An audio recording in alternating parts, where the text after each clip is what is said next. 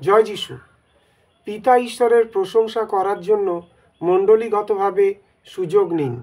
পিতা ঈশ্বরের প্রশংসা করার জন্য মণ্ডলীগতভাবে সুযোগ নিন।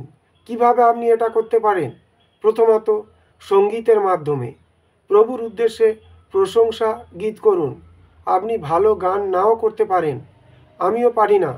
অধিকাংশ লোকই সুন্দরভাবে গান করতে পারেন না, কিন্তু ঈশ্বর তার উদ্দেশ্য প্রশংসা গীত শুনতে ভালোবাসেন। দ্বিতীয়ত, দান করাটাও আরাধনার একটি অংশ। আপনার দশমাংশ এবং দান সকল ঈশ্বরকে ধনী করে না, সব কিছু তারই। গীতসংহিতা 50 অধ্যায় 9 থেকে 11 পদ। দান হচ্ছে তাকে আরাধনা করার একটি কাজ যা আমরা প্রকাশ করতে পারি। তৃতীয়ত, শাস্ত্রের উদ্ধৃতি, একসাথে ঈশ্বরের বাক্য পাঠ করা এবং তিনি এর মধ্যে যা কিছু বলেছেন তা উপভোগ করা হলো আরাধনার একটি কাজ। চতুর্থত, আপনার সাক্ষ্য দিন।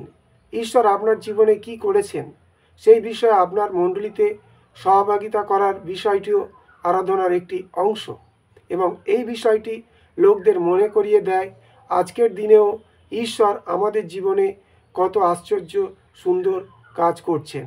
জয় যিশু।